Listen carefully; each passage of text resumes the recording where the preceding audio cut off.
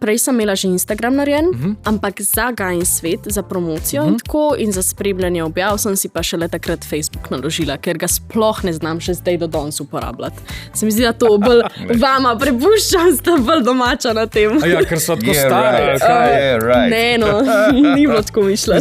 Jaz sem konstantno borbo s temi gesli. Tudi moja konstantna borba. Peter, tudi če bi sam sebi hotel odreti v profil, ne more. Po moje sem malo bolj odgovorna postala, kar se tega tiče, kot sem prej rekla, da malo pač premislim, kaj naredim, preden to naredim. Dej, ustavil se malo, pa razmisli, da bi to temu človeku zares rekel v obraz.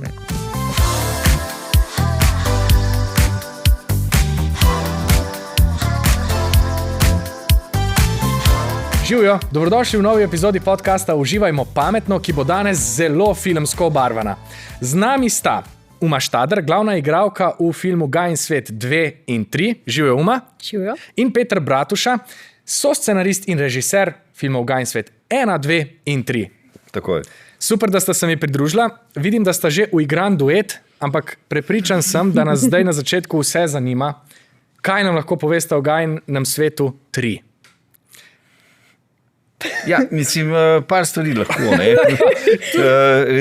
Recimo to, da se zgodi na prvi dan, ko gre Gaja v prvi dan gimnazije in sreči čist nove sošolce, ki mogoče niso vsi čist simpatični in zelo prijazni do nje, raznenega, ne. Ja. Kdo je ta eden oziroma? Ja, ta en, ki potem malo se nekaj začne dogajati. Mogoče je celo malo všeč rata, ampak... Mislim, da je kar precej všeč, ampak dobro, okej. Odvisno z katerega gledišča, ali kaj? Ja, mislim, dobro, zdaj, veš, Gaj je všeč. Gaj je všeč. Gaja torej vstopa v srednjo šolo. Tako je, prvi letnik gimnazije. Kaj pa tematsko? Recimo, spomnim se, da je bilo prej v prvih 2 filmih kot tema izpostavljeno bodisi so bile izpostavljene spletne nevarnosti, spletni plenilci ali pa kraja identitete. A nam lahko izdata okrog česa se pa tu vrtimo v trojki? Mislim, da so to v glavnem konflikti medvrstniški konflikti. Da je to neka osnovna tema, pa nasplošno je poudarek na konfliktih. In v bistvu ti konflikti so lahko seveda majhni, dva se skregata in se pač ne razumeta in potem ta zadeva lahko preraste v nekaj večjega, kar je lahko recimo vojna. Celo tega se dotikamo. Ampak zdaj to pa ne moramo izdati kako. Zakaj pa je zdaj najboljši čas za ta film? Jaz mislim, da je 4 leta, na vsake 4 leta pride ena zadeva. Glede na to, da je to pač tretji del, je pač idealno, da pride po 4 letih. Ker malo taka tradicija rata, da vsake 4 leta greš en Gain svet pogledati. Tako kot olimpijske. Zgodi se v 4 leta in pač to je zdaj to rabimo. Ja. Ok, cool. Zdaj, Uma, ti si Gajo spremljala od 14. do 16. leta, ampak v resnici pa je ta tvoj življenjski čas bil daljši. Je res. Kaj bi rekla, kako si se pa ti spremenila od začetka snemanega Gajinega sveta pa do danes? Veliko. Jaz bi rekla, da veliko se je zgodilo tudi v mojem zasebnem življenju. Ampak predvsem se mi zdi, da sem odrasla v tem smislu, da znam mogoče malo bolj prevzemati odgovornosti, da malo razmislim, preden naredim kaj ali pa preden kaj rečem. Tako da to, no. A misliš, da je posledica tega tudi življenje na filmskem setu? Ja, pravi, definitivno. Da si se mogoče enih stvari morala priučiti tudi tam? Ja, definitivno. Jaz, ko smo snimali Gain svet 2, sem en mesec sama živela v apartmaju, sicer mi nič ni manjkalo, seveda je bilo poskrbljen za moje obroke, ampak vseeno, tako je bil en tak šola življenja, če lahko temu tako rečem. Peter zelo kima v zadnje. Jaz bi rekel, edino to, da se Uma ni dosti spremenila na srečo. Aha, v kakem smislu? Potem, da je bila že od začetka neizmerno prijetna oseba in da je bilo res tako merno osebno in vsem nam blazno lepo dela z njo in me veseli, da se ta del nje ni spremenil.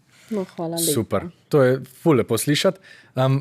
Kaj pa digitalno, Uma? To je bilo ravno tudi zate eno tako obdobje, ko si predstavljam, si se prvič srečala s tehnologijo bolj zares. Kako se je pa tvoje digitalno življenje spremenilo v tem času?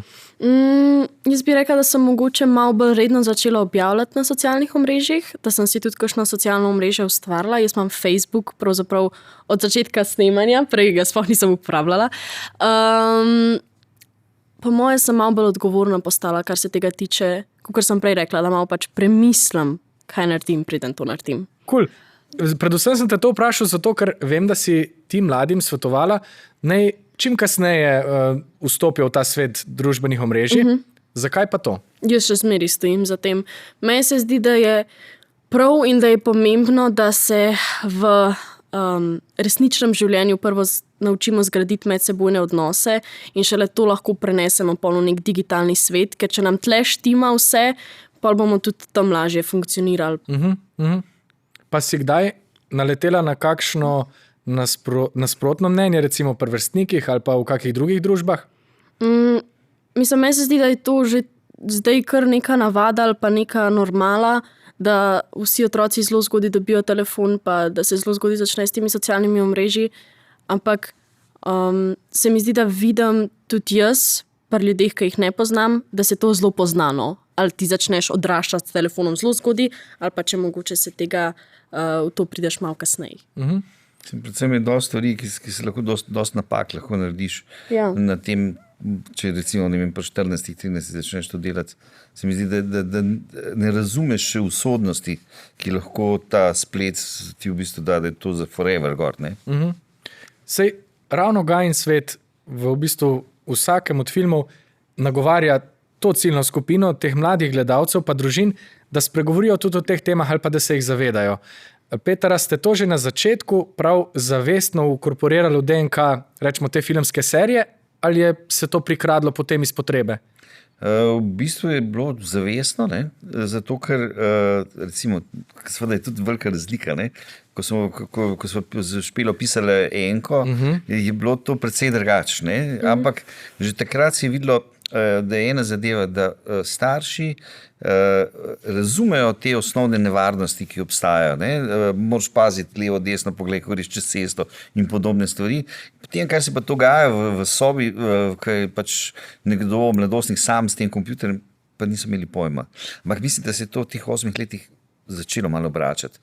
Da je ta pozornost na to je močnejša in recimo si domišljam, da smo mi bili en mali kamenček v tej celi zgodbi, ki smo poskusili to nekako potisniti naprej. Ne sem s filmom, tudi z delavnicami, ki smo imeli potem. Pa si se ti, kot rečemo, odrasla oseba, tekom ustvarjanja tega filma, pa tudi snemanj, kaj naučil pa od mladih, recimo glede spleta ali pa glede življenja na spletu? Mislim, kaj je to? Kaj se je zgodilo? Ne, jaz se smejim. To je pisanje konstantno, naredila bi je TikTok na dvojki, tako da je tudi TikTok, ampak če sva čisto iskrena, se mi zdi, da tudi Peter veliko mene nauči. Danes me je naučil, recimo, da lahko v klicu vključijo še tretjo osebo in se potem trije kar telefonirajo skupaj, ker sploh nisem vedela, da obstaja. Tako da jaz mislim, da se učimo eno od drugega. Stale telefonski, to je za vlado. Ja. Okay, to je izmenjava znanj v vsakem primeru. Ok, super. Ker smo tu govorili o medijski psihologiji, medijski vzgoji, velikokrat poudarjamo to, da je fino, potem, ko gledamo recimo film ali pa kakršnokoli vsebino že, o njem govoriti, ali v družini, ali s prijatelji, ali kakorkoli. Kaj bi bila vajina idealna slika, recimo po tem, ko gledalci pogledajo film, kaj se zgodi potem? Mogoče vsakega posebej vprašam. Mislim, jaz sem že tako navajena od doma, da ko film pogledaš, da ni to sam v bistvu ena vsebina, ki gre mimo tebe, ampak da se v filmu tudi pogovoriš. Meni se zdi fajn, da nekako, ko pogledaš film, probaš najti smisel, ker se mi zdi, da vsak film ima neko sporočilo ali pa nek nauk. Že če vzameš se 5 minut ali pa 10 minut, da razmišljaš o tem, kaj te ta film proba naučiti, se mi zdi, da je to lahko zelo nek tak pozitiven učinek, pa neka poučna stvar. Da ne gre sam mimo tebe, ampak da se usedeš, razmišljaš, to pa to, super, lahko kaj od tega jaz odnesem, mi kaj pride prav v mojem življenju, top, greš naprej. Cool. Jaz mislim, da je ta, posebej v tretjem delu, govorimo o teh konfliktih, ne še o nasilju, ampak o konfliktih. In v bistvu pokažemo tudi, kako iz konflikta lahko rata nasilje, In da je v bistvu na nivoju konflikta, se pravi, da se moramo naučiti kregati. Da se moramo naučiti spoštovati druga mnenja, ki sicer niso enaka našim, ampak da jih vseeno spoštujemo. To je recimo nekje tudi smer tega filma. kjer pokažemo tudi na koncu najhujši konflikt, ki pač obstaja. In v tem najhujšem konfliktu je samo kulminacija v bistvu v osnovi enega nesporazuma in potem kasneje konflikta in potem kasneje nasilja. In seveda je treba govoriti o tem predno iz konflikta rata nasilja. To je tisto, kar bi si jaz želel, da bi nek pogovor, da bi stekel v tej smeri. Super. In vem, da Gain svet tudi pogosto oziroma vedno potuje v kompletu komunikacije s šolami, z mladimi, tudi s kakšnimi delavnicami po tem. Kaj pa je funkcija tega? Jaz mislim, da je funkcija tega v glavnem to, da v filmu ti ne moreš zdaj, v filmu mi samo označimo oziroma pokažemo teme, probleme. Film ni medij, v katerem bi razlagali vse te zadeve, zakaj se kakšna zadeva zgodi. Mi samo nakažemo to in zato je silno koristno, da je po recimo šolskih projekcijah imamo seveda delavnice, kjer lahko določene probleme na prizorih iz filma, da v bistvu razložimo, kaj se je zgodilo bolj detaljno in je v tem, se mi zdi, da je velik plus za gledalce, ker enostavno, to ni vse, mislim, nekdo je mislil o tem, kaj se dogaja. Tako da se mi zdi, da je to silno koristno in zares se je izkazalo pri prvem in drugem delu, da smo s temi delavnicami izjemno širok krog ljudi nagovorili, mnogo širše, kot bi ga drugače lahko, če bi samo imeli predavanje v šoli. En tak element povezovanja je postal ta film. Se mi zdi, da je ta neka zabava, pa še poučnost zraven. Da je tudi na zabaven način pokazana zadeva, da nočemo žugati s prstom, nočemo učiti ljudi, ampak samo pokažemo eno zgodbo, govorimo in v to zgodbo vpletemo te. Dejansko s tem filmom odvzamete pa tudi odgovornost tega, da bi moral biti učbenik ali pa učiti ali pa biti didaktičen, ker če bi bil pa samo to, pa tudi po mojem ne bi pritegnil toliko gledalcev. Dajmo odpreti potem še eno temo, ki se mi zdi, da je pri vama ves čas prisotna, to je pa humor. Ker gotovo tudi pomaga, da lahko odpremo kakšne globlje teme ali pa v njih govorimo na drugačen način. Kaj bi rekla, kakšna je pa vloga humorja v filmu? Ja, mislim, da humor je film brez humorja, tudi blazno resni filmi so mi všeč, če imajo vsaj malo humorja. Humor je tista zadeva, ki te sprosti. In jaz vedno nekako, to je Hitchcockova neka enačba, kjer vedno, ko te nasmeji, je naslednja scena in potem nekaj se zgodi. In je v bistvu ta kontrast med humorjem in nečim, kar je težko, bolj usodno, je ravno zaradi tega, ker drugače začutiš to, če je kontrast med dvema zadevama. In zato seveda tudi vedno v vseh filmih nekako zelo cenim humor oziroma ga uporabljamo kot en tak povezovalni element znotraj filma. Uma, kaj pa humor na snemanju? A ga je bilo kaj? Jaz bi rekla, da je v filmu Gain svet 3 velikega humorja. Predvsem bi pa poudarila, da je upodobljen v vlogi Jureta Zrneca, ki igra Aleksa, Gainga velikega nasprotnika, ki doživi v filmu neko osebno rast, če lahko temu tako rečem. Ampak mi smo se na snemanju veliko smejali. Res veliko. Seveda tudi, ko se kamere ugasnejo, ne gre iz svoje vloge. In se je to nadaljevalo naprej. Tako da je bilo kar zabavno. Kaj pa, a je ta, torej, čeprav razumem, Juri igra glavnega antagonista. Tako. A je potem humor tudi temu liku pomagal? A se je ta antagonizem kaj nam lahko še več? Povejte nam še kaj več. Jure Zrnec igra, nadaljuje, to je lik, ki se nadaljuje iz drugega dela. V drugem delu sta ga Matic in Gaja, sta ga spravila v zapor. Zdaj ga pa nekako potegnejo iz tega zapora ven. In potem se po sklopu, po nekih slučajih se znajdeta ona dva skupaj, se pravi največja nasprotnika. Pač usoda jih pripelje do tega in morate preživeti 2 dni skupaj. Morata v bistvu sodelovati. In potem morata sodelovati, da seveda lahko cela zadeva gre naprej, da preživita in seveda v takih momentih seveda se nekako odpirajo neki predalčki, ki jih prej niso se hoteli odpreti ali pa jih nekdo ni hotel pokazati.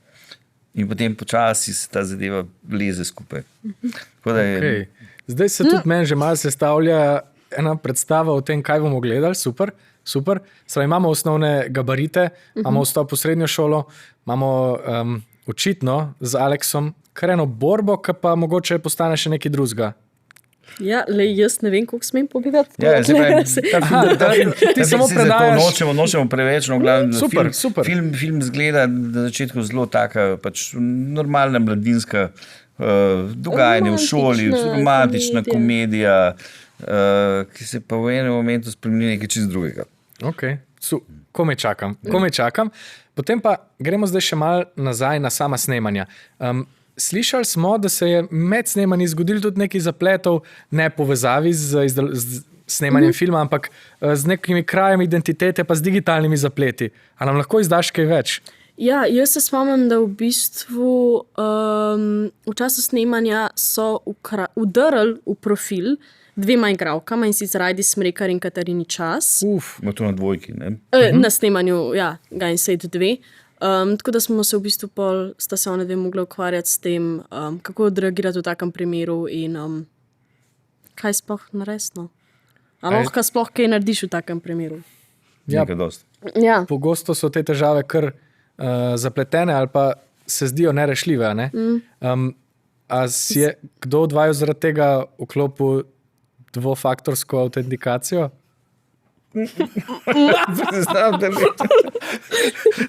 To je največ, to je prva stvar.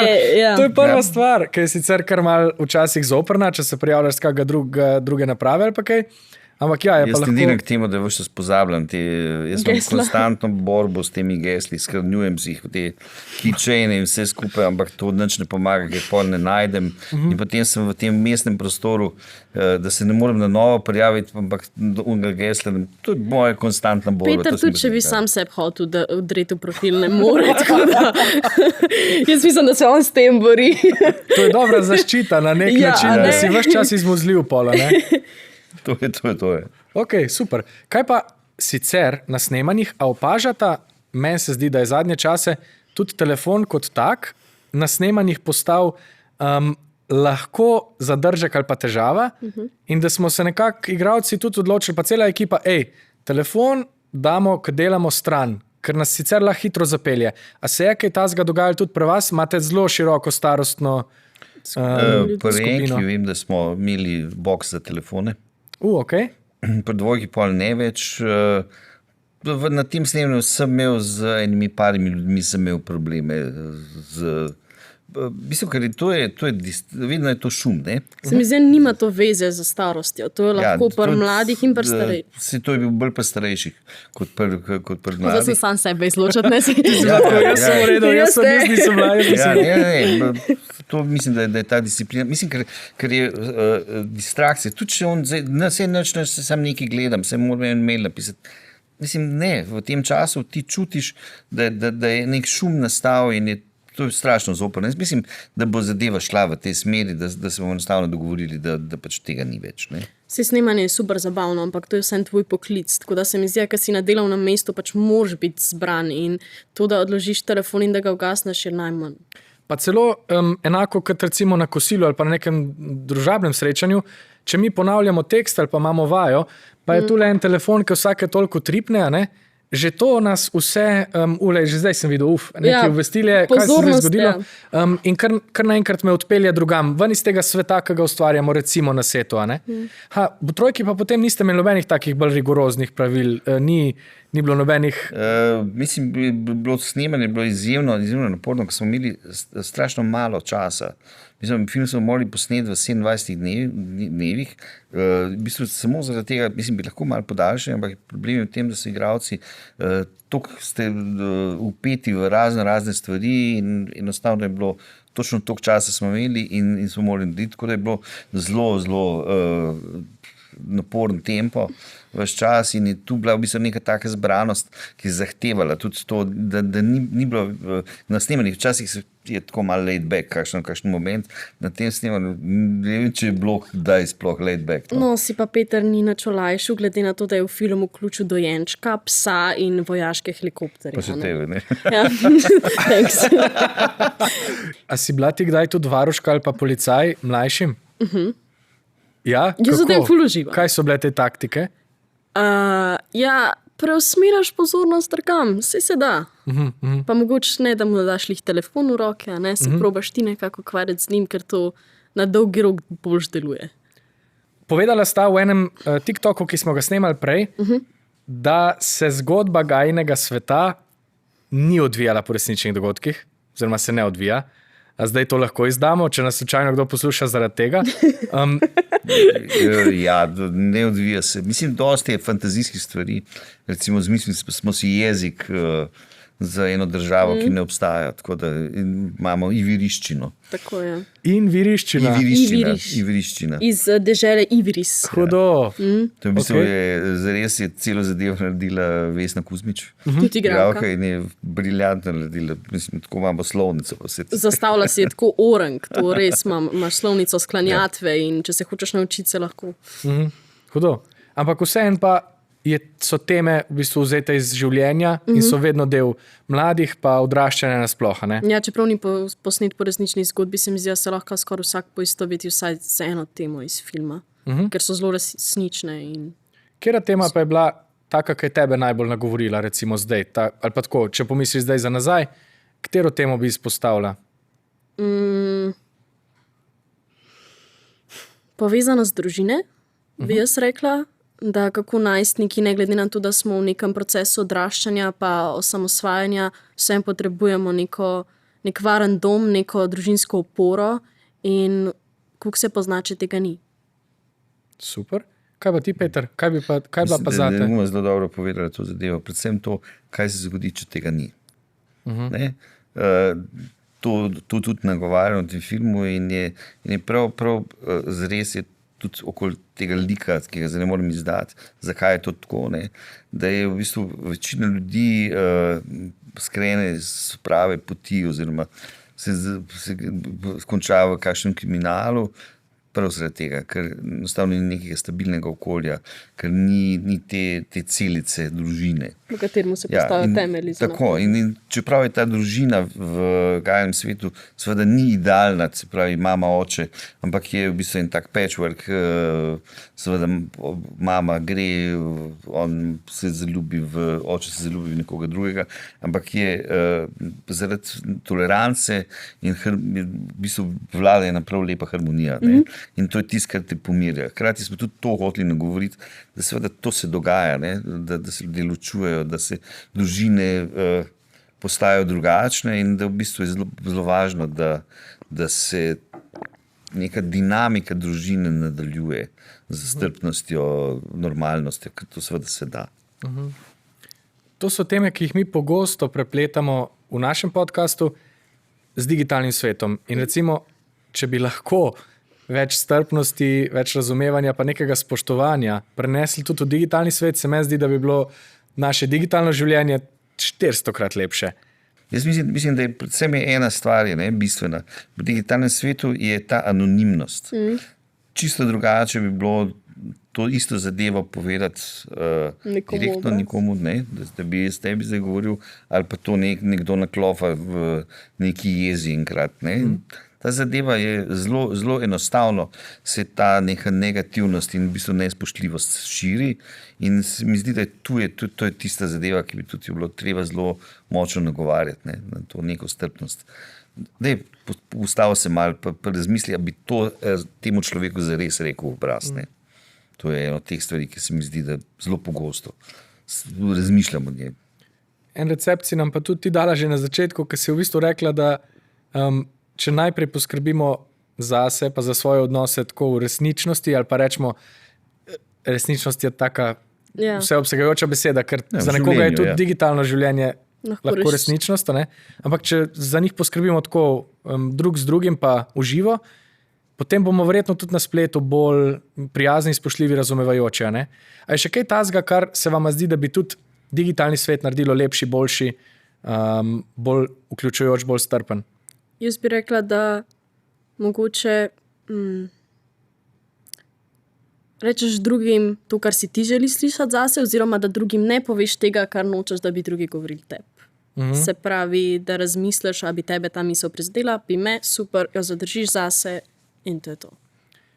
Zdaj sem pomislil, ko si to rekla, a si ti tudi tekom tega na nek način odraščanja v luči medijev doživela kako drugačno izpostavljenost, kot recimo javna oseba, ki je tudi na spletu, pa si zelo postala znana z gajnim svetom, a se te je to kaj drugače dotaknilo kot sicer, a si kaj začutila tega?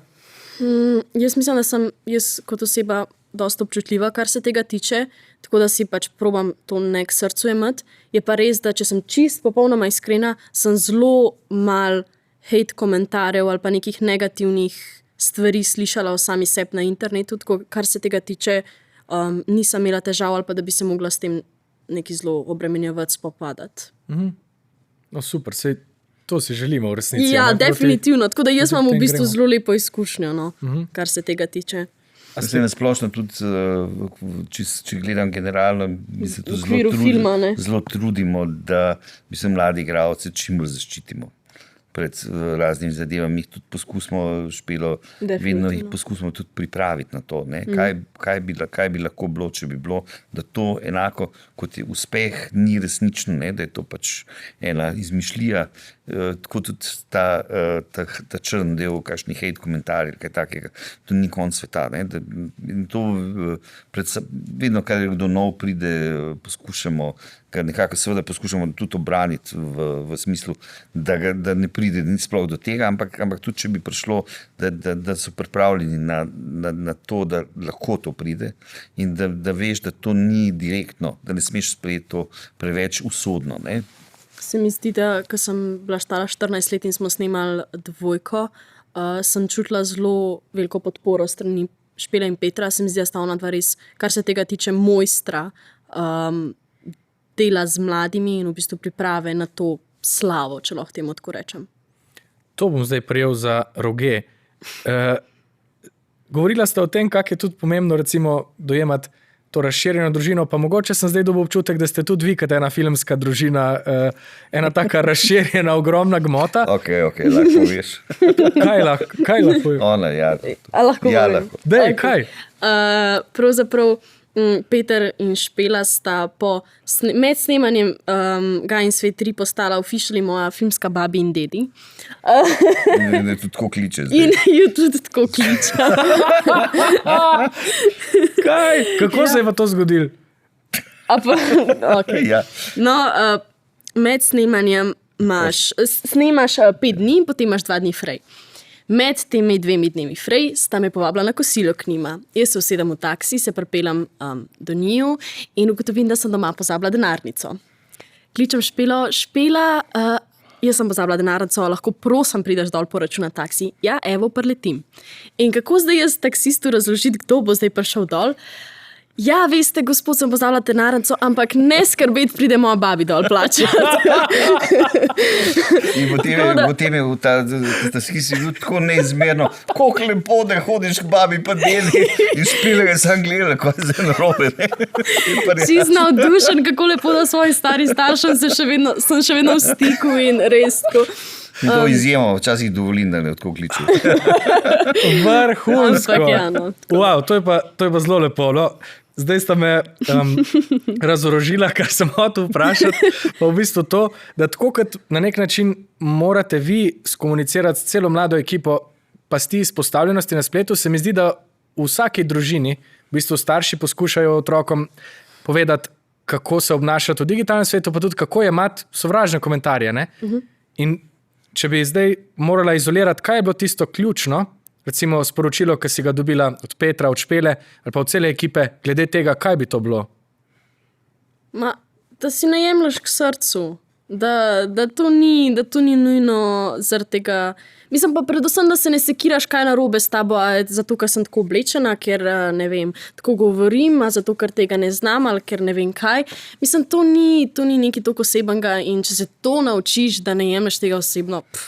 Pa da obstaja support nekoga, ki mu lahko poveš to, ne? Če bi prišlo, da ne ostaneš sam.